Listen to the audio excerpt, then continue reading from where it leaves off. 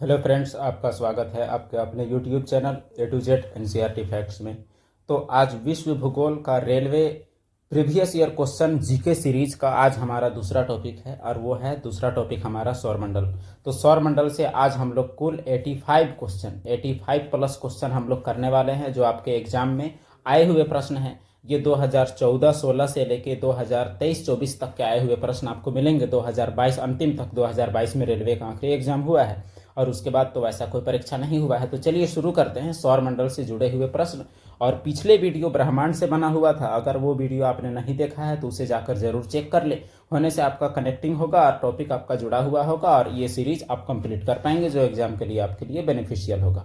तो चलिए शुरू करते हैं। पहला सवाल आपका है कि उस निश्चित मार्ग को क्या कहते हैं। उस निश्चित मार्ग को क्या कहा जाता है जिस पर कोई ग्रह सूर्य के चारों ओर घूमता है। वलय, कक्षा, पथ या अक्ष। तो इसको क्या कहते हैं, तो सूर्य के चारों ओर जिस कक्ष पर घूमता है हमारा कोई भी ग्रह उसे हम लोग बोलते हैं कक्षा। और वो कक्षा जो होता है सूर्य के चारों ओर वह होता है दीर्घवृत्ताकार, याद रखिएगा। और इसमें ग्रह, उपग्रह, धूमकेतु, उल्का, क्षुद्र ग्रह, अन्य आकाशीय पिंड जो के समूह जो होते हैं वो सौरमंडल बनाते हैं। और सौरमंडल का मुखिया सूर्य होता है और सूर्य के चारों ओर कक्षा में, दीर्घवृत्ताकार कक्षा में ग्रह घूमते हैं। अगला प्रश्न आपका है, सूर्य और इसके चारों ओर चक्कर लगाने वाले खगोलीय पिंडों को क्या कहते हैं। सूर्य और इसके चारों ओर चक्कर लगाने वाले खगोलीय पिंड क्या कहलाते हैं, यह सवाल है। मिल्की वे, सौरमंडल, आकाशगंगा या तारामंडल।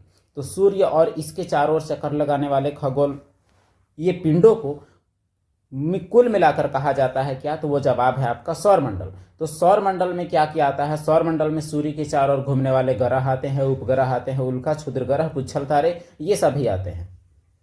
और सौरमंडल में कुल 8 ग्रह हैं। पहले 9 ग्रह हुआ करते थे लेकिन यहाँ एक्सप्लेनेशन में आप देख सकते हैं 24 अगस्त 2006 को प्राग सम्मेलन के समापन के दिन यह निर्णय लिया गया कि प्लूटो अब सौरमंडल का ग्रह नहीं है और सौरमंडल में अब केवल 8 ग्रह हैं।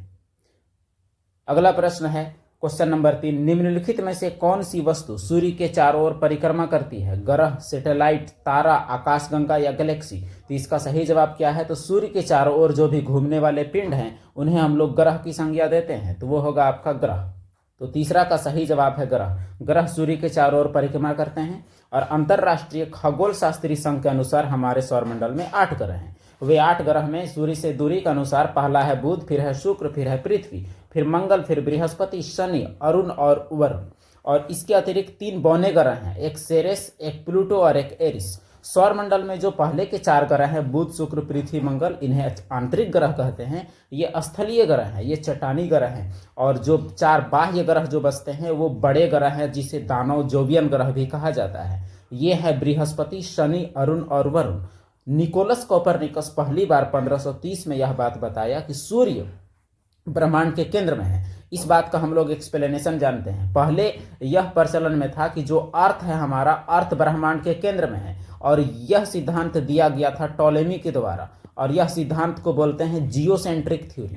तो जियोसेंट्रिक थ्योरी के अंतर्गत क्या है कि पृथ्वी को सौरमंडल के केंद्र में माना जाता है। लेकिन निकोलस कोपरनिकस नामक वैज्ञानिक आए और वे आने के बाद सूर्य को बीच में बताए। और सूर्य को बीच में बताने के कारण इस सिद्धांत को हेलियोसेंट्रिक बोला जाता है। इस सिद्धांत को हेलियोसेंट्रिक, तो हेलियोसेंट्रिक थ्योरी के जो प्रतिपादक हैं वह है निकोलस कोपरनिकस। और इस प्रकार निकोलस कोपरनिकस ही सौरमंडल की खोज करता हुए। अगला प्रश्न चौथा, निम्नलिखित कथनों में से कौन सा सही नहीं है। सौरमंडल 2.3 बिलियन वर्ष पुराना है। बुध ग्रह सूर्य के सबसे नजदीक है। सौरमंडल में बृहस्पति ग्रह के सर्वाधिक उपग्रह हैं। शुक्र का कोई प्राकृतिक उपग्रह नहीं है। तो इसका सही जवाब क्या होगा, तो ये तीनों में से आपको ऑप्शन कट करने हैं। तो इसमें अगर आप ऑप्शन कट करेंगे तो आपको पता चलेगा कि यहाँ सही नहीं में ये कथन सही नहीं है। सौरमंडल 2.3 बिलियन वर्ष पुराना नहीं है बल्कि यह 4.6 बिलियन वर्ष पुराना है। और बुध ग्रह सूर्य के सबसे निकट का ग्रह है। लेकिन यहाँ जो ऑप्शन सी है ये ओल्ड डाटा के हिसाब से है, इसीलिए ये भी आपका गलत होगा। ये सवाल आया हुआ है 2021 में भले, लेकिन फिर भी ये सही है आपका। शुक्र का कोई उपग्रह नहीं है। और वर्तमान में सर्वाधिक उपग्रह वाला ग्रह बृहस्पति नहीं बल्कि शनि है। तो इसलिए यह सवाल रेलवे में आया हुआ है, इसलिए यहाँ डिस्कस किया गया, लेकिन यहाँ दोनों गलत हैं, ये दोनों। तो ये दोनों में से कोई भी आप टिक करें, आपका सही होगा। तो सौरमंडल में बुध और शुक्र दो ऐसे ग्रह हैं जिनके पास कोई उपग्रह नहीं है, और सौरमंडल में शनि ग्रह के पास सर्वाधिक उपग्रह हैं। 2019 में शनि के कुछ नए उपग्रहों की खोज हुई, जिससे शनि के उपग्रहों की संख्या 82 हो गई, और पहले थी 62, तो 62 से हो गया 82। तो जिस दौरान शनि का 62 उपग्रह थे, उस दौरान बृहस्पति के 79 उपग्रह के साथ यह 1 नंबर में था, और अब 20 उपग्रह खोज होने के बाद अब 1 नंबर में है शनि। और पृथ्वी सौरमंडल का एकमात्र ग्रह है जिस पर जीवन है, और एकमात्र प्राकृतिक उपग्रह पृथ्वी का चंद्रमा है। सौरमंडल में मंगल ग्रह को लाल ग्रह के नाम से जाना जाता है। ये हुआ आपका कुछ फैक्ट जो कि एक्सप्लेनेशन के तौर पर आपको बताया गया। अगला प्रश्न, निम्नलिखित में से कौन हमारे सौरमंडल का हिस्सा नहीं है? यूरोप, सूर्य, चंद्रमा या ध्रुव तारा? तो सौरमंडल का हिस्सा नहीं है, ये ऑप्शन तो थोड़ा अजीब है इसमें, जो कि आपको पता चल गया होगा इसका क्या होगा सही जवाब। तो इसका सही जवाब है आपका ध्रुव तारा। तो ध्रुव तारा हमारा सौरमंडल का हिस्सा नहीं है। क्यों, इसे आप जानिए। देखिए, यूरोप पृथ्वी में है, और पृथ्वी में है इसका मतलब यह हुआ कि यह सौरमंडल में है। सूर्य सौरमंडल का मुखिया है, चंद्रमा पृथ्वी का उपग्रह है, और ध्रुव तारा कोई और तारामंडल का एक समूह है। इसका मतलब इसका सूर्य से कोई ताल्लुक नहीं है। तो सौरमंडल का प्रधान तारा सूर्य है। सौरमंडल में 8 ग्रह हैं, अनेक उपग्रह हैं। और जो ध्रुव तारा जो है, ध्रुव तारा आसमान में उत्तर की ओर दिखने वाला एक अत्यधिक चमकीला तारा है, जो पृथ्वी से 390 प्रकाश वर्ष दूर है। इसका मतलब यह हुआ कि इस ध्रुव तारा से प्रकाश को आने में धरती तक 390 साल लगता है। अगला प्रश्न, क्वेश्चन नंबर 6, ग्रहों के गृह पथों का सामान्य आकार क्या होता है? यानी सूर्य के चारों ओर घूमने वाले ग्रहों का आकार क्या है? सामान्य पथ का आकार गोलाकार, पैराबोलिक, अंडाकार या शंक्वाकार? यहाँ सामान्य आकार पूछा हुआ है, तो इसका सही जवाब हो जाएगा अंडाकार। लेकिन अगर आपसे अगर टेक्निकल टर्म में पूछा जाए तो इसका सही जवाब है दीर्घवृत्ताकार, दीर्घवृत्ताकार। और अगर इंग्लिश में आपसे पूछा जाए तो इसका होगा आपका एलिप्टिकल। और एलिप्टिकल जो है वो किस इस तरह से होता है जिसके 2 केंद्र होते हैं, जिसे हम लोग फोकस कहते हैं। और ये जो एलिप्टिकल है, यानी इस प्रकार का जो आपका है, इसके कई अफेक्ट हैं। जैसे जो सूर्य के चारों ओर पृथ्वी का जो परिक्रमण है इस प्रकार के कक्षा में, तो उसका क्या क्या अफेक्ट है वो हम लोग देखते हैं। इसका पहला चीज तो यह है कि सूर्य की किरणें सीधे पूरी धरती में नहीं पड़ती, तिरछे भी चमकती है। कर्क और मकर रेखा का निर्धारण हुआ है, धरती में कर्क और मकर रेखा का निर्धारण इसी से हुआ है। ध्रुवों पर 6-6 महीने का दिन और रात इसी वजह से होती है, क्योंकि धरती झुकी हुई भी है और इसके चारों ओर घूमती है। जलवायु का टिपंध का निर्धारण इसी से है, दिन रात का छोटा बड़ा होना भी इसी से है। अगला प्रश्न, सौरमंडल, क्वेश्चन नंबर 7, सौरमंडल का हेलियोसेंट्रिक मॉडल जो आपको ऊपर बताया गया था, सर्वप्रथम किसके द्वारा प्रस्तुत किया गया? Johannes Kepler, Galileo Galilei, William Herschel, Nicolaus Copernicus. तो सौरमंडल का हेलियोसेंट्रिक मॉडल का मतलब है कि एक ऐसा कॉन्सेप्ट जिसमें सन को बीच में माना गया और बाकी जो ग्रह हैं उन्हें साइड में माना गया, यानी पृथ्वी को केंद्र में नहीं माना गया। तो उसका जो ऐसा वाला सिद्धांत था उसका प्रस्तुतकर्ता जो है वह है निकोलस कोपरनिकस, और यही कारण है कि इनको सौरमंडल का जनक कहा जाता है। तो निकोलस कोपरनिकस को आधुनिक खगोल विज्ञान का संस्थापक भी माना जाता है। उन्होंने ही सबसे पहले कहा था कि सूर्य ब्रह्मांड के केंद्र में है और पृथ्वी सहित सभी ग्रह सूर्य का चक्कर लगाते हैं। अगला प्रश्न 8वां, हमारा सौरमंडल किस गैलेक्सी का एक हिस्सा है? बोडस, एड्रोमेडा, आकाशगंगा, ट्रायंगुलम? तो इसका सही जवाब आपका हो जाएगा आकाशगंगा, जिसे हम लोग मिल्की वे भी कहते हैं, और यह स्पाइरल आकार की होती है। और सबसे नजदीकी आकाशगंगा एड्रोमेडा है। अगला प्रश्न 9वां नंबर, सूर्य या अन्य तारों की ऊर्जा का स्रोत क्या है? तो सूर्य या अन्य भी तारे हैं, वे ऊर्जा का उत्सर्जन किन माध्यमों से करते हैं? उसमें ऊर्जा उत्सर्जन का क्या तरीका है? हीलियम गैस का दहन, नाभिकीय संलयन, नाभिकीय विखंडन, हाइड्रोजन गैस का दहन। तो इसका सही जवाब क्या होगा? इसका सही जवाब हो जाएगा आपका नाभिकीय संलयन। तो आइए जानते हैं नाभिकीय संलयन क्या होता है। जब हाइड्रोजन और हाइड्रोजन का परमाणु मिलके हीलियम का नाभिक बनाता है, ये दोनों नाभिक मिलके हीलियम नाभिक बनाता है, तो अत्यंत मात्रा में ऊर्जा निकलती है, और इसे ही हम लोग कहते हैं नाभिकीय संलयन। और नाभिकीय संलयन के होने के लिए कम से कम 10 के पावर 7 केल्विन तापमान की जरूरत होती है, और जो कि सूर्य में है, और यही कारण है कि सूर्य और अन्य तारों में नाभिकीय संलयन से ऊर्जा मुक्त होती है। अगला प्रश्न, सूर्य के बाह्यतम क्षेत्र को किस नाम से जाना जाता है? तो सूर्य का जो बाहरी हिस्सा है उसका नाम पूछा हुआ है। कोरोना, वर्णमंडल, संवहन क्षेत्र या विकिरण क्षेत्र। तो इसका सही जवाब जो हो जाएगा आपका वो है कोरोना। कोरोना का शाब्दिक अर्थ होता है मुकुट। तो सूर्य किरीट या कोरोना सूर्य ग्रहण के समय जो बाहर की ओर दिखाई देता है, जैसे सूर्य ग्रहण के समय ये हिस्सा पूरा ढक जाता है, इतना ढक जाएगा जो बाहर की ओर आपका दिखेगा, उसे ही हम लोग कोरोना या मुकुट का संज्ञा देते हैं। अगला प्रश्न, क्वेश्चन नंबर 11, सूर्य के प्रकाश को पृथ्वी तक पहुंचने में कितना समय लगता है? 7 minute 32 second, 9 minute 32 second, 7 minute 56 second, 8 minute 20 second. तो इसका सही जवाब आप गेस कर लिए होंगे। इसका सही जवाब हो जाएगा आपका 8 मिनट 20 सेकेंड। और सेकंड में अगर बोला जाए केवल तो 500 सेकेंड। सूर्य से पृथ्वी की औसत दूरी 14 करोड़ 96 लाख किलोमीटर है। तो 14 करोड़ 96 लाख किलोमीटर की दूरी तय करने में प्रकाश को 500 सेकेंड या 8 मिनट 20 सेकेंड का समय लगती है। सूर्य की चमकती सतह कहलाती है स्थलमंडल, फोटोस्फीयर, वातावरण या क्रोमोस्फीयर। तो इसका सही जवाब क्या होगा? इसका सही जवाब हो जाएगा आपका फोटोस्फीयर। तो फोटोस्फीयर सूर्य की चमकती सतह कहलाती है।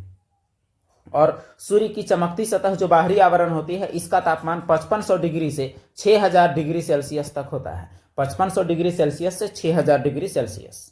अगला प्रश्न, सूर्य का प्रमुख तत्व क्या है? तो सूर्य किससे बना है? ऑक्सीजन, कार्बन, हाइड्रोजन या सिलिकॉन। तो इसका सही जवाब आपका हो जाएगा हाइड्रोजन। जैसा कि आपने पहले भी पढ़ा कि हाइड्रोजन और हाइड्रोजन का नाभिकीय संलयन से हीलियम बनता है, और यही हीलियम जो है, हीलियम का बनना यही नाभिकीय संलयन है। तो इसका मतलब सूर्य में हाइड्रोजन ज्यादा है, 71% हाइड्रोजन, 26.5% हीलियम, और अदर तत्व जो है वो 2.5 है।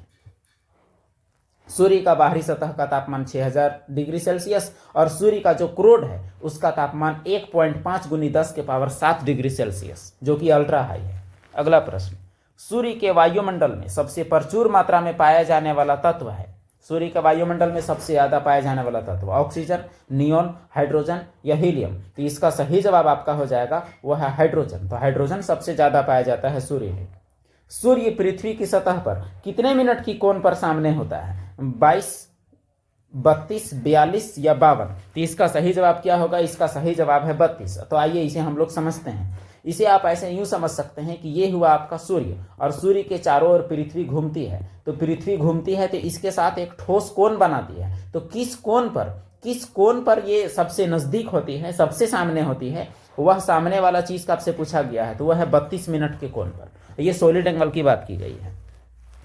अगला सवाल है, पृथ्वी द्वारा अवरुद्ध सूर्य की शक्ति लगभग है। तो सूर्य की शक्ति मतलब सूर्य से आने वाली ऊर्जा जितनी भी आती है, तो पृथ्वी कितना ऊर्जा को कवर कर पाता है सूर्य से आने वाली ऊर्जा को, इसे वाट में पूछा गया है। और वाट शक्ति का ऐसा मात्रक है, इसीलिए आपसे शक्ति का सवाल में पूछा गया है, शक्ति।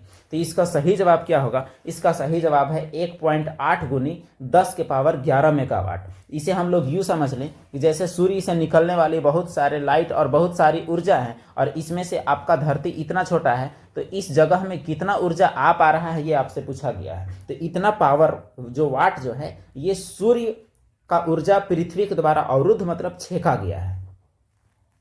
अगला प्रश्न, क्वेश्चन नंबर 17, सूर्य के फोटोस्फीयर से उत्पन्न होने वाली ऊर्जा के संक्षिप्त विस्फोटों को क्या कहते हैं? जो सूर्य का फोटोस्फीयर ऊपरी सतह में जो विस्फोट होता है उसे क्या कहते हैं? सौर ऊर्जा, सौर प्रज्वाल, सूर्य का धब्बा या सौर वायु। तो इसका सही जवाब क्या है? इसका सही जवाब है ऑप्शन बी, यानी सौर प्रज्वाल। तो इसको हम लोग समझते हैं। कभी कभी प्रकाश मंडल जो सूर्य का बाहरी सतह है जहां से लाइट आता है, से परमाणुओं का तूफान इतनी तेजी से निकलता है कि सूर्य का आकर्षण शक्ति को पार करके अंतरिक्ष में चला जाता है। यानी सूर्य का जो गुरुत्वाकर्षण बल है उसे भी पार करके अंतरिक्ष में चला जाता है। इसे ही सौर प्रज्वाल कहते हैं, यानी सूर्य से निकलने वाली आग की लपेटें कह सकते हैं। जब यह पृथ्वी के वायुमंडल में प्रवेश करता है तो हवा के कणों से टकराकर रंगीन प्रकाश यानी ऑरोरा लाइट उत्पन्न करता है, जिसे उत्तरी और दक्षिणी ध्रुव में क्रमशः ऑरोरा बोरियालिस और ऑरोरा ऑस्ट्रेलिस बोलते हैं। यह लाइट बहुत ही अजीब होता है, बहुत ही खूबसूरत होता है। सौर ज्वाला जहां से निकलती है वहां काले काले धब्बे, और जहां से सौर ज्वाला निकल जाती है वहां ब्लैक स्पॉट बन जाते हैं, जिसे सौर कलंक कहा जाता है। और ऐसे सौर कलंक की वजह से सूर्य का उम्र में कमी भी आती है। अगला प्रश्न, सूर्य और पृथ्वी के बीच अनुमानित दूरी कितनी है? तो ये रहा आपका अनुमानित दूरी का 4 ऑप्शन। 15.96 गुनी 10 के पावर 7 किलोमीटर, 14.96 गुनी 10 के पावर 7 किलोमीटर, एक है 12.96, एक है 11.96। तो आपको अंदाज लग गया होगा, ऊपर भी आपको बताया गया था। तो इसका सही जवाब हो जाएगा 14.96, लगभग 15 करोड़ किलोमीटर है लगभग में। अब इसका दो केस बनता है। जब ये दीर्घवृत्ताकार में चलती है तो ये हुआ आपका सन, और सन के चारों ओर घूम रहा है आपका पृथ्वी। तो पृथ्वी कभी नजदीक होती है, कभी दूर होती है। तो जब दूर होती है उस दौरान की दूरी है 15.21 करोड़ किलोमीटर, और जब नजदीक होती है उस दौरान की दूरी है 14.70। और ये जो है आपका 14.96, यह औसत दूरी है। दोनों का जो औसत एवरेज निकाला गया है वो दूरी है। अगला प्रश्न, पूर्ण सूर्य ग्रहण तब होता है जब चंद्रमा पृथ्वी से अधिकतम दूरी पर हो, चंद्रमा पृथ्वी की छाया में प्रवेश करे, सूर्य चंद्रमा और पृथ्वी एक सीधी रेखा में हो, सूर्य चंद्रमा और पृथ्वी एक सीधी रेखा में ना हो। तो ये सवाल पूछा गया है सूर्य ग्रहण। सूर्य ग्रहण का मतलब सूर्य कब ढक जाता है। तो सूर्य ढकेगा कब? जब सूर्य चंद्रमा और पृथ्वी एक दिशा में हो। तो उससे क्या होगा कि मान लिया जाए ये पृथ्वी है और ये चंद्रमा है और ये सूर्य है। तो अगर पृथ्वी से कोई व्यक्ति देखेगा तो यहाँ पर सूर्य नहीं देखेगा, क्योंकि पहले आ गया है चंद्रमा, और इसी कंडीशन को हम लोग बोलते हैं सूर्य ग्रहण। तो इसका सही जवाब हो जाएगा ऑप्शन सी, यानी तीनों जब एक सिद्ध में होते हैं और बीच में आता है कौन? तो बीच में आता है आपका चंद्रमा। अगला प्रश्न, और चंद्रमा अमावस्या को ही होता है। अमावस्या के अवसर पर जब धरती से देखने पर सूर्य और चांद एक ही संयोजन में दिखे तो इस व्यवस्था को क्या कहते हैं? तो अमावस्या के अवसर पर जब धरती से देखने पर सूर्य और चांद एक डायरेक्शन, एक ही सीध में दिखे तो इस अवस्था को क्या कहते हैं? तो इस अवस्था को हम लोग बोलते हैं सूर्य ग्रहण, और जो कि अमावस्या के दिन लगता है। अगला प्रश्न, क्वेश्चन नंबर 22, अंतरिक्ष विज्ञान के संदर्भ में निम्न में से किस ग्रह का एक भी चंद्रमा यानी एक भी उपग्रह नहीं है? शुक्र, बुध, वरुण, मंगल, अरुण, वरुण, बृहस्पति, शनि। तो इसका सही जवाब आपने ऊपर देखा। इसका सही जवाब है ऑप्शन ए, अर्थात शुक्र और बुध का कोई भी उपग्रह नहीं है। और सौरमंडल का सबसे बड़ा उपग्रह है गैनीमेड, और गैनीमेड बृहस्पति का उपग्रह है। दूसरा सबसे बड़ा उपग्रह है टाइटन, जो कि शनि का उपग्रह है। अगला प्रश्न, शुक्र ग्रह के गाढ़े सफेद और पीलापन लिए हुए रंग के बादल इनमें से किस अम्ल के बने हैं? हाइड्रोक्लोरिक अम्ल, एसिटिक अम्ल, सल्फ्यूरिक अम्ल या नाइट्रिक अम्ल? तो इसका सही जवाब जो शुक्र में है उसका सही जवाब है सल्फ्यूरिक अम्ल, अर्थात H2SO4। तो इन बादलों के वजह से ही पीलापन उत्पन्न होता है। और इन बादलों में 95% से अधिक कार्बन डाइऑक्साइड है, और ये कार्बन डाइऑक्साइड आपको पता है कि ग्रीन हाउस गैस है। और green house gas carbon dioxide सौर विकिरण के लिए पारदर्शी और पार्थिव विकिरण के लिए अपारदर्शी होता है। और यही कारण से यहाँ विश्व उष्णन या फिर क्या कह सकते हैं हम लोग कि ग्रीन हाउस प्रभाव ज़्यादा होता है, और इस वजह से सबसे ज़्यादा गर्म अगर कोई ग्रह है तो वो आपका शुक्र है, और वो 95% कार्बन डाइऑक्साइड की वजह से है। अगला प्रश्न, हमारे सौरमंडल का सबसे छोटा ग्रह कौन सा है? बुध, मंगल, बृहस्पति और शनि। तो इसका सही जवाब हो जाएगा आपका बुध। हमारे सौरमंडल का सबसे छोटा ग्रह और सबसे नजदीक का ग्रह जो है वो आपका बुध है, और सबसे नजदीक होने के कारण ये चक्कर भी कम ही दिन में लगाता है, जो कि 88 दिन में ही मात्र 88 दिन में एक चक्कर लगाता है। अगला प्रश्न, सौरमंडल का कौन सा ग्रह सूर्य के सबसे नजदीक है? इसका जवाब आपका हो गया है। अगला हम लोग देखते हैं। इसका जवाब आपका बुध है। दोनों सेम है, सबसे छोटा और सबसे नजदीक, दोनों का जवाब सेम है। अगला सवाल इसमें यह है, क्वेश्चन नंबर 26, कौन सा ग्रह दक्षिणावर्त दिशा में घूमता है? तो इसे आप समझें कि इसमें क्या कहा जा रहा है। तो जितनी भी ग्रह हैं 8 ग्रहों में आपका 2 ग्रुप में बट जाता है घूमने में, एक 2 का ग्रुप और एक 6 का ग्रुप। ये 6 का ग्रुप में आपका पृथ्वी आता है, और 2 का ग्रुप में आपका आता है वीनस और यूरेनस। वीनस अर्थात शुक्र, और एक आता है यूरेनस। तो ये दोनों का क्या सीन है वो हम लोग जानते हैं। जो हमारी पृथ्वी जो है वो पश्चिम से पूर्व घूमती है, और इस वजह से पूर्व में सूरज उगता है। लेकिन जो ग्रह हैं शुक्र और यूरेनस, यानी शुक्र और यूरेनस, ये दोनों का क्या है कि पूरब से पश्चिम घूमती है। तो वहां अगर आप सूरज के उगने को अगर देखेंगे तो वहां सूरज आपका पश्चिम में उगेगा और पूर्व में डूबेगा। तो इसका सही जवाब हो जाएगा आपका शुक्र। शुक्र पृथ्वी का निकटतम ग्रह है, इसे सांझ का तारा या भोर का तारा भी कहा जाता है। इसके पास कोई उपग्रह नहीं है और यह अन्य ग्रहों के अपोजिट, यह दक्षिणावर्त यानी क्लॉकवाइज यानी घड़ी की दिशा में घूमती है और बाकी ग्रह घड़ी के विपरीत दिशा में घूमती है।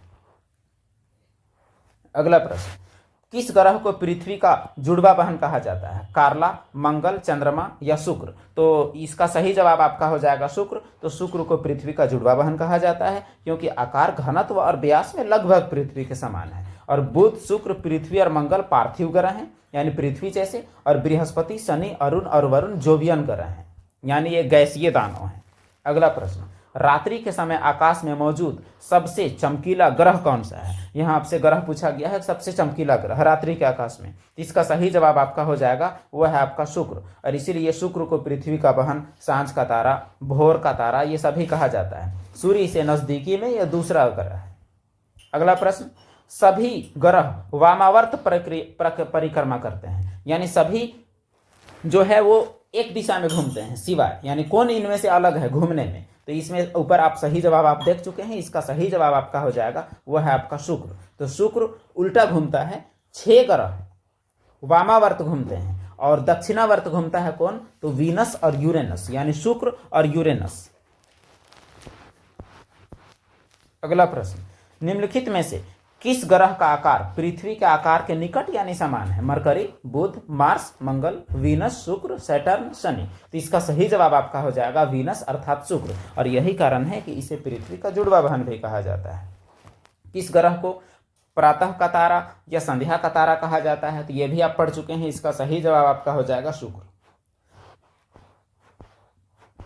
अगला प्रश्न है, निम्नलिखित ग्रहों में से किस ग्रह का कोई भी उपग्रह नहीं है? बृहस्पति, मंगल, शुक्र या नेपच्यून? तो इसका सही जवाब क्या होगा? इसका सही जवाब हो जाएगा शुक्र। तो बुध और शुक्र दो ऐसे ग्रह हैं जिनका कोई भी उपग्रह नहीं है। अगला प्रश्न, क्वेश्चन नंबर 33, किस ग्रह का नाम किसी रोमन देवी के नाम पर रखा गया है? पृथ्वी, शुक्र, शनि या बृहस्पति? इसका सही जवाब क्या होगा वो हम लोग देखते हैं। रोमन देवी के नाम पर अगर कोई ग्रह का नाम रखा गया है तो वो है आपका शुक्र। शुक्र का असल में नाम जो है वो है वीनस, इंडिया में हम लोग बोलते हैं शुक्र और यूरोप में इसे वीनस का नाम दिया गया है। तो रोमन देवी के नाम पर इसका नाम वीनस रखा गया है। चंद्रमा के बाद रात्रि में सबसे चमकीला पिंड यही है। सौरमंडल का सबसे गर्म ग्रह है क्योंकि इसके वायुमंडल में कार्बन डाइऑक्साइड की मात्रा अधिक है। इसे पृथ्वी की बहन भी कहते हैं। अगला प्रश्न, सबसे उष्म ग्रह यानी गर्म ग्रह कौन सी है? अभी आपने पढ़ा कि वो है शुक्र। अगला प्रश्न, शुक्र के वातावरण में कौन सी गैस ज्यादा है? Nitrogen, hydrogen, oxygen, carbon dioxide? ऊपर आप देख चुके हैं, इसका सही जवाब क्या है? जो कि 90 से 95% तक पाई जाती है। तो कौन सी गैस है, गैस कीजिए। तो इसका सही जवाब हो जाएगा आपका कार्बन डाइऑक्साइड। अगला प्रश्न, पृथ्वी का द्रव्यमान क्या है? पृथ्वी का द्रव्यमान आपसे पूछा गया है। 6 × 10⁻22 किलो, 6 × 10⁻24 किलो, 6 × 10⁻25 किलो, 6 × 10⁻23 किलो। तो इसका सही जवाब आपका हो जाएगा 6 × 10⁻24 केजी पृथ्वी का द्रव्यमान है। और पृथ्वी का अगर भार पूछा जाए तो पृथ्वी का भार नहीं होता है क्योंकि पृथ्वी में मौजूद वस्तुओं का भार हम लोग कैलकुलेट करते हैं। पृथ्वी का द्रव्यमान 6 × 10⁻24 केजी होता है। अगला प्रश्न, पृथ्वी किस चाल से सूर्य के चारों ओर परिक्रमा करती है? 55,000 मील प्रति घंटा, 47,000 मील प्रति घंटा, 67,000 मील प्रति घंटा या 20,000 मील प्रति घंटा? तो इसका सही जवाब हो जाएगा आपका 67,000 मील प्रति घंटा। और एक चक्कर लगाने में 365 दिन, 5 घंटे, 48 मिनट और 46 सेकंड का समय लगता है। पृथ्वी आकार में सौरमंडल का 5वां सबसे बड़ा ग्रह है और जीवन वाला एकमात्र ग्रह है। अगला प्रश्न, पृथ्वी का निकटतम तारा यानी सबसे नजदीकी तारा कौन है? वेगा, श्रवण, सूर्य या चंद्रमा? इसका सही जवाब हो जाएगा आपका सूर्य। तो सूर्य जो कि 15 करोड़ लगभग और 14.96 करोड़ किलोमीटर दूरी के साथ सबसे नजदीकी तारा है और सूर्य सौरमंडल के लिए प्रकाश और ऊष्मा का एकमात्र स्रोत है। अगला प्रश्न, पृथ्वी का आकार कैसा है? पूर्ण गोलार्ध, अधिकांशतः चपटा, पूर्ण गोल, चपटा गोल? तो इसमें ऑप्शन का आधार पर आपको जाना है और एक ऑप्शन आपको कई एग्जाम्स में देखने को मिलते हैं। तो यहाँ ऑप्शन का आधार पर अगर देखा जाए तो पृथ्वी का आकार चपटा गोल है। आपको पृथ्वी का आकार के लिए एक वर्ड मिलता है जियोइड और एक मिलता है आपका भूआभ। तो ये ऑप्शन में रहे तो आप इसमें जरूर जाएंगे और ये इसके अभाव में आप इसमें जा सकते हैं। और पृथ्वी जो है वह पूरी तरह से गोल नहीं है, इसका मतलब ये हुआ कि ऊपर में थोड़ी सी फ्लैट है और इस तरह से गोल है, इस प्रकार से। और इसी वजह से इसका जो त्रिज्या है वो दोनों जगह में अलग अलग है। जैसे विषुवत रेखा में इसका त्रिज्या अलग है, विषुवतीय व्यास इसका आप देख सकते हैं इसका ज्यादा है, और फिर जो ध्रुवीय व्यास है वो आपका कम है। अगला प्रश्न, धरती के प्राकृतिक उपग्रह कितने हैं? तो धरती का प्राकृतिक उपग्रह कितना है? तो वो है मात्र एक, और वो है आपका चंद्रमा। अगला प्रश्न, पृथ्वी का एकमात्र प्राकृतिक उपग्रह कौन है? ऊपर ही आप देख चुके हैं, इसका सही जवाब हो जाएगा आपका चंद्रमा। अगला प्रश्न, पृथ्वी पर मौजूद सभी ऊर्जाओं का मुख्य स्रोत कौन है? पृथ्वी पर सभी ऊर्जा का स्रोत चंद्रमा, पानी, वायुमंडल या सूर्य? इसका सही जवाब हो जाएगा आपका सूर्य। पृथ्वी ही नहीं बल्कि सौरमंडल में ऊर्जा का एकमात्र स्रोत अगर कोई है तो वह है सूर्य। पृथ्वी के वायुमंडल में ऑक्सीजन का प्रतिशत लगभग कितना है? इसका सही जवाब क्या होगा? 17, 21, 25 या 33? इसका सही जवाब होगा 21%। तो पृथ्वी के वायुमंडल में 78% नाइट्रोजन सर्वाधिक है, उसके बाद 21% ऑक्सीजन, आर्गन 0.93 और कार्बन डाइऑक्साइड 0.03, और बाकी गैसें और भी कम है। अगला प्रश्न, पृथ्वी के चारों ओर एक चक्कर लगाने में चंद्रमा द्वारा किया गया कार्य किसके बराबर है? तो पृथ्वी के चारों ओर जो चंद्रमा जो चक्कर लगाता है तो उससे कितना वर्क होता है, कितना कार्य होता है? आपको पता है कार्य बराबर होता है बल गुनी विस्थापन, तो उसी से आपका ये निकलेगा। तो गुरुत्वाकर्षण बल गुनी चंद्रमा की परिधि या शून्य, या केंद्राभिमुख बल गुनी चंद्रमा कक्षा की त्रिज्या, या गुरुत्वाकर्षण बल गुनी चंद्रमा कक्षा का व्यास। तो ये सवाल थोड़ा लॉजिकल है, तो इसमें क्या होगा सही जवाब? तो इसका सही जवाब है आपका शून्य। तो इसे हम लोग समझते हैं, इसे हम लोग यूँ समझ सकते हैं कि मान लिया जाए ये आपका पृथ्वी है और ये है आपका चंद्रमा, और चंद्रमा जब घूम रही है तो घूमने के क्रम में इसका विस्थापन आपका है शून्य। विस्थापन इसलिए शून्य है क्योंकि जहाँ पर से ये शुरू करती है वहाँ आ जाती है, और अगर विस्थापन आपका शून्य है तो आपका जो कार्य बराबर होता है, कार्य बराबर फोर्स इंटू डिस्प्लेसमेंट बल गुनी विस्थापन। तो बल चाहे जो लगे, विस्थापन अगर जीरो है तो कार्य का मान आपका जीरो ही आएगा। अगला प्रश्न, पृथ्वी किस प्रकार का खगोलीय पिंड है? उपग्रह है, ग्रह है, धूमकेतु है अथवा तारा है? इसका सही जवाब क्या होगा? इसका सही जवाब होगा ग्रह। ग्रह सौरमंडल में 8 ग्रह हैं, उनमें से एक पृथ्वी है, तीसरा नंबर का। अगला प्रश्न, नेपच्यून के अलावा कौन सा ग्रह ब्लू प्लेनेट के रूप से जाना जाता है? नीला ग्रह कौन सा है? इसका सही जवाब आपको पता है, वो है आपका पृथ्वी, जो कि 71% जल से ढके होने के कारण सौरमंडल से देखने पर यह नीला दिखाई देता है। अगला प्रश्न, जीपीएस उपग्रह जो होता है, जो लोकेशन बताता है, कितनी बार पृथ्वी की परिक्रमा करता है? प्रत्येक 2 घंटे में एक बार, 12 घंटे में एक बार, 48 घंटे में एक बार, 24 घंटे में एक बार? इसका सही जवाब क्या होगा? इसका सही जवाब है 12 घंटे में एक बार। तो 12 घंटे में, हर 12 घंटे में एक बार पृथ्वी का चक्कर लगाता है। ये जीपीएस उपग्रह क्या होता है? जीपीएस का पूरा नाम है ग्लोबल पोजिशनिंग सिस्टम। जो उपग्रह होता है वह नेविगेशन के लिए है। नेविगेशन मतलब जो हम लोग मैप में देखते हैं वो जीपीएस आधारित होता है। अगला प्रश्न, पृथ्वी का जल चक्र किसके द्वारा संचालित होता है? हवा, चंद्रमा, सूर्य या पृथ्वी? इसका सही जवाब हो जाएगा आपका सूर्य। तो सूर्य का तापमान बढ़ने से ही यहाँ वाष्पीकरण होता है, और फिर बादलों का निर्माण, और उसके बाद फिर वर्षा, और फिर से वाष्पीकरण। तो यह प्रक्रिया सूर्य की वजह से है। अगला प्रश्न, निम्न में से किसे लाल ग्रह भी कहते हैं? तो लाल ग्रह आपको पता है किसे कहते हैं? लाल ग्रह मंगल ग्रह को कहते हैं।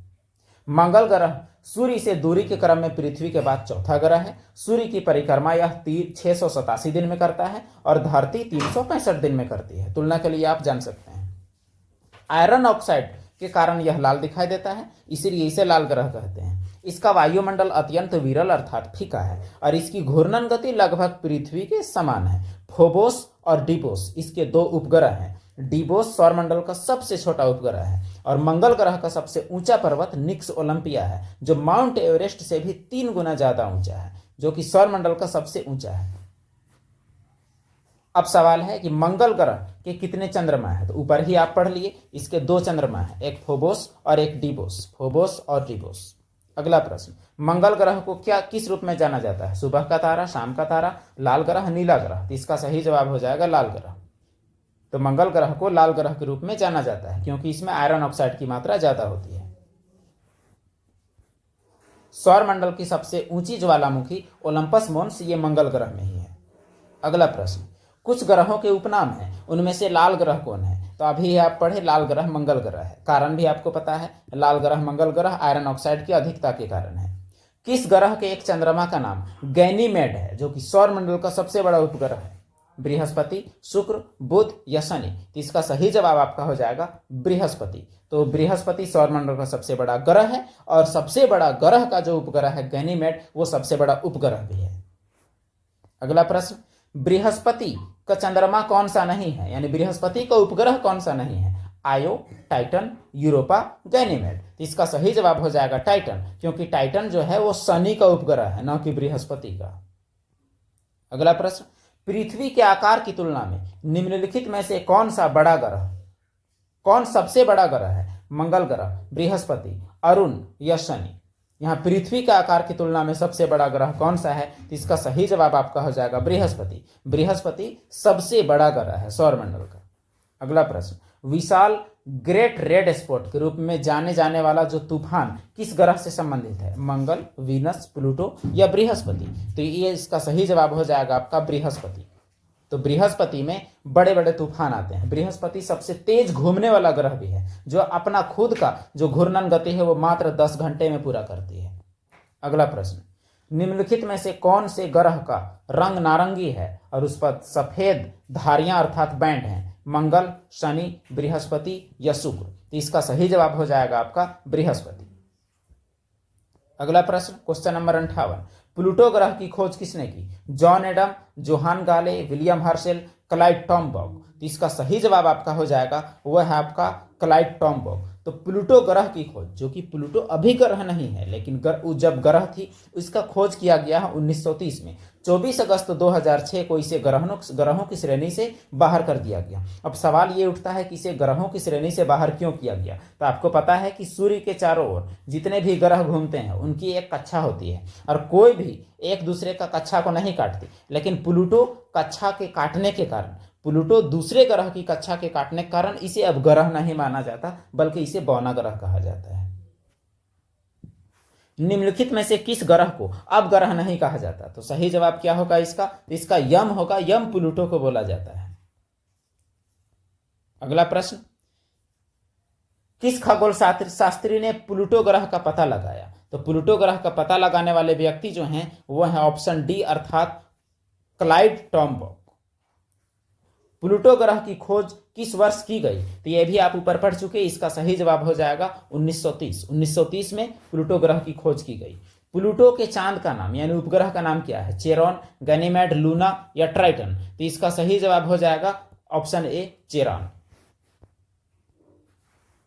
क्वेश्चन नंबर 63, किस खगोलीय पिंड को 2006 तक ग्रह माना जाता था, बाद में नहीं माना जाता है? यम, प्लूटो, शुक्र, बृहस्पति या बुध? तो ये तीनों तो ग्रह हैं, एक ही आपका बचता है जो कि है प्लूटो। 2006 से इसे ग्रह नहीं माना जाता है। अगला प्रश्न, निम्न में से किसको हमारे सौरमंडल का एक ग्रह माना जाता था परंतु अब बौना ग्रह माना जाता है? यह सवाल को सिखाने के लिए जितना भी सवाल आया हुआ है सब शामिल किया गया है। ड्वार्फ प्लेनेट कौन है? वो भी आपका है प्लूटो।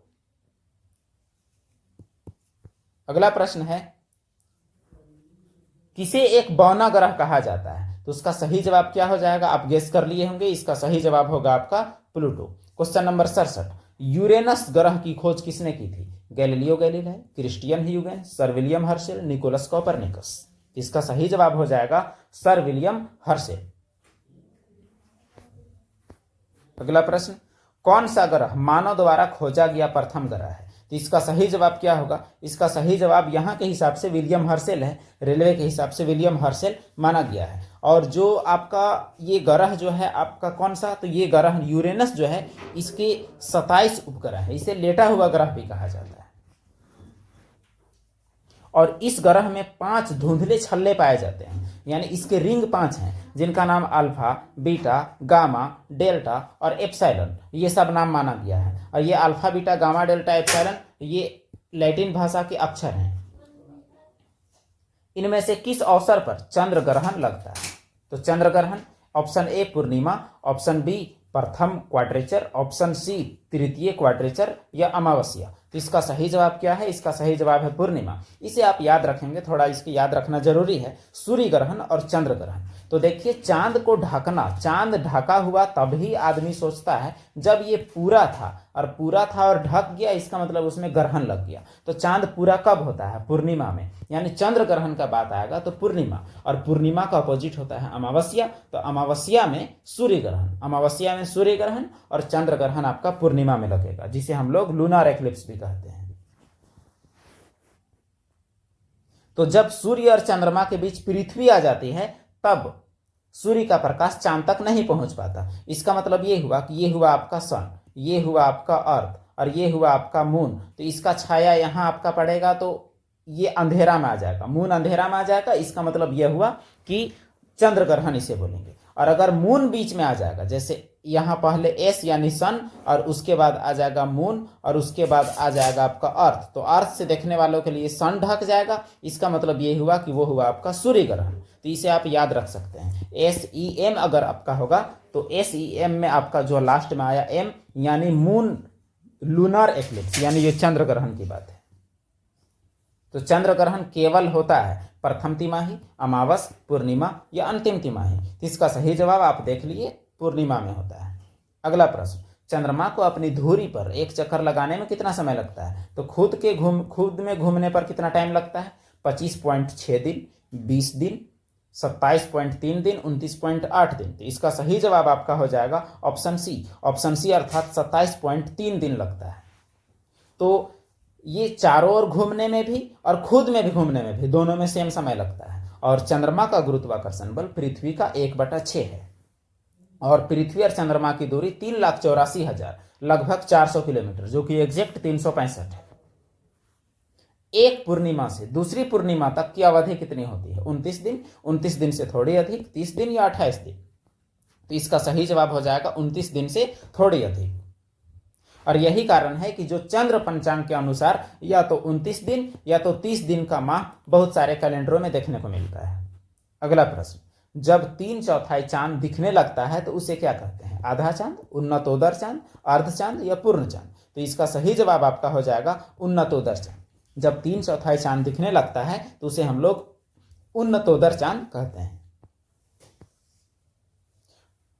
अगला प्रश्न, पूर्णिमा तिथि को पहला दिन अगर माने तो किस दिन चंद्रमा गायब हो जाता है? 10वें दिन, 12वें दिन, 13वें दिन या 15वें दिन? तो इसका सही जवाब आपका हो जाएगा, इसका सही जवाब है ऑप्शन डी, यानी 15वें दिन। पूर्णिमा तिथि को पहला दिन मानते हैं अगर, तो 15वें दिन चंद्रमा गायब हो जाएगा। रात्रि के आकाश में सबसे चमकीली वस्तु कौन सी है? तारा, चंद्रमा, बृहस्पति या मंगल? तो इसका सही जवाब आपका हो जाएगा चंद्रमा। सबसे चमकीली चंद्रमा होती है रात्रि के आकाश में। अगला प्रश्न, यहां कुछ एक्सप्लेनेशन में भी आपको देखना चाहिए चंद्रमा के बारे में। चंद्रमा का अध्ययन को सेलेनोलॉजी कहा जाता है, और चंद्रमा का अपोजिट साइड में जो सागर है उसे शांत सागर बोलते हैं। चंद्रमा को जीवाश्म उपग्रह भी बोलते हैं, जीवाश्म ग्रह। चंद्रमा की किस अवस्था में चंद्रमा अदृश्य होता है? तो अदृश्य होने वाली अवस्था को अमावस्या यानी काली रात जिसे हम लोग बोलते हैं, जिस दिन चांद नहीं नजर आता है, अंधेरा होता है। अगला प्रश्न, एक महीने में कितनी बार आधा चांद दिखाई देता है? 1 बार, 4 बार, 3 बार या 2 बार? यह लॉजिकल क्वेश्चन है, तो इसका सही जवाब है 2 बार। एक महीने में 2 बार चांद आधा दिखाई देता है, एक बढ़ते टाइम, एक घटते टाइम।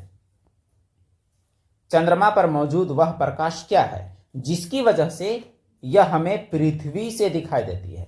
तो सूर्य का प्रकाश चांद पर पड़ता है और चांद का हिस्सा हमें दिखाई देता है, या चंद्रमा पृथ्वी की ओर घूमने वाले कृत्रिम उपग्रहों से प्रकाश प्राप्त करता है, या चंद्रमा का खुद का है या पृथ्वी से प्रकाश लेता है? तो इसका सही जवाब आपको पता है कि सूर्य के प्रकाश से वह प्रकाशित होता है, उसका कोई भी अपना प्रकाश नहीं है, और चंद्रमा के हमेशा एक ही साइड में प्रकाश पड़ता है। अगला प्रश्न, चंद्रमा किस खगोलीय पिंड के चारों ओर घूमता है? धूमकेतु, पृथ्वी, उल्का या तारा? तो इसका सही जवाब क्या होगा? इसका सही जवाब होगा पृथ्वी। चंद्रमा पृथ्वी के चारों ओर घूमती है। अगला क्वेश्चन, ब्लू मून क्या होती है? तो महीने में आने वाला पहला पूरा चांद, महीने में आने वाला दूसरा पूरा चांद, चांद का एक अन्य नाम, चंद्र ग्रहण के दौरान का चांद। तो इसका सही जवाब क्या है? इसका सही जवाब है अगर एक ही महीने में दूसरा पूरा चांद अगर आता है तो उसे हम लोग ब्लू मून का संज्ञा देते हैं। एक ही महीने का मतलब मान लिया जाए 1 अक्टूबर से लेकर 31 अक्टूबर तक, इस महीने की बात हो रही है। क्वेश्चन नंबर 81, सूर्य का चक्कर लगाने वाले चट्टानों के छोटे छोटे टुकड़ों को क्या कहते हैं? क्षुद्र ग्रह, छायापथ, भूआभ या उल्कापिंड? तो इसका सही जवाब क्या होगा? इसका सही जवाब है उल्कापिंड। सूर्य के चारों ओर जो छोटे छोटे चट्टान चक्कर लगाते हैं उन्हें हम लोग मीटियोरॉइड यानी उल्कापिंड भी कहते हैं। ये उल्कापिंड कभी कभी पृथ्वी पर गिर जाते हैं जिससे पृथ्वी पर बड़े गड्ढे बन जाते हैं। महाराष्ट्र का लोनार झील माना जाता है कि उल्कापिंड से बना है। अगला प्रश्न, क्षुद्र ग्रह बेल्ट में कौन सा बौना ग्रह मौजूद है? मेकमेक, प्लूटो, सेरस या एरिस? तो इसका सही जवाब आपका हो जाएगा सेरस। तो क्षुद्र ग्रह बेल्ट जो मंगल और बृहस्पति के बीच है, इसे हम लोग समझते हैं। आपको पता है कि जो सूर्य है, सूर्य के बाद जो छोटे 4 ग्रह हैं और उसके बाद जो बड़े 4 ग्रह हैं, ये बड़े 4 ग्रह चट्टानी गैसीय और ये 4 ग्रह चट्टानी, दोनों के बीच जो एक पट्टी है ये क्षुद्र ग्रहों की पट्टी है, इसलिए मंगल और बृहस्पति के बीच में बोला गया। इसकी खोज इटली के खगोल शास्त्री पियाजी ने की थी। अगला प्रश्न, प्रत्येक 76 साल में कौन सा धूमकेतु नजर आता है? धूमकेतु मतलब पूंछ वाला तारा। हैली, होम्स, डोंटिच, अल्फा सेंचुरी? इसका सही जवाब है हैली। ये प्रत्येक 76 वर्ष में नजर आता है। पिछली बार 1986 में दिखाई दिया था, तो अगली बार 2061 या 62 में दिखाई देगा। अंतरिक्ष में एक वस्तु है जिसमें गैस, धूल और पूंछ वाली बर्फीली कोर है जो लाखों मील तक फैली हुई है, वह क्या है? धूमकेतु, क्षुद्र ग्रह, नक्षत्र या उल्का? तो इसका सही जवाब जो हो जाएगा आपका वह है धूमकेतु। अगला प्रश्न, हैली धूमकेतु या पुच्छल तारा लगभग कितने वर्ष बाद नजर आता है? ऊपर ही आपने पढ़ा कि वह लगभग 76 साल के बाद नजर आता है। एक धूमकेतु की पूंछ किस दिशा में होती है? सूर्य से दूर, सूर्य की ओर, पृथ्वी से दूर, पृथ्वी की ओर? इसका सही जवाब हो जाएगा सूर्य से दूर। धूमकेतु की पूंछ पृथ्वी से दूर होती है। इसी के साथ आज का हमारा ये सौरमंडल का क्लास खत्म होता है। उम्मीद है आपको अच्छा लगा होगा। अगला क्लास हम लोग इसके आगे जो टॉपिक होगा हमारा, जो कि पृथ्वी से संबंधित और अक्षांश, देशांतर वगैरह, ये सभी चीज़ें हम लोग पढ़ेंगे। पृथ्वी का आंतरिक संरचना, ये सभी चीज़ों को शामिल करते हुए फिर से हम लोग इसी ऑब्जेक्टिव सीरीज को आगे बढ़ाएंगे।